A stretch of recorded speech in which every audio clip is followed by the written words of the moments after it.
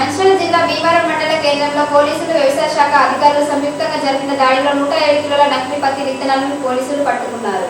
మంచిర్యాల జిల్లా భీమవరం మండల కేంద్రంలో పోలీసులు, వ్యవసాయ శాఖ అధికారులు సంయుక్తంగా జరిపిన దాడిలో 107 కిలోల నకిలీ పత్తి విత్తనాల్ని పోలీసులు పట్టుకున్నారు. పట్టుబడిన విత్తనాల విలువ సుమారు 3,20,000 రూపాయలు కాగా పోలీసులు ఒకరిని అదుపులోకి తీసుకున్నారు. రాష్ట్ర ప్రభుత్వ ఆదేశాలకు అనుగుణంగా రైతుల్ని నట్టేట ముంచుతున్న నకిలీ విత్తనాల సరఫరా జీరో స్థాయికి తీసుకురావడం, సమూలంగా నిర్మూలించడమే లక్ష్యంగా టాస్క్ ఫోర్స్ మరియు స్థానిక పోలీసు అధికారులు ముమ్మరంగా దాడులు నిర్వహిస్తున్నారు. నకిలీ విత్తనాల్ని అక్రమ రవాణా చేస్తున్న వారిని పట్టుకోవడంలో చాకచక్యంగా వ్యవహరించిన టాస్క్ ఫోర్స్ అధికారులకి, సిబ్బందికి రామగుండం సిపి శ్రీనివాస్ అభినందించారు.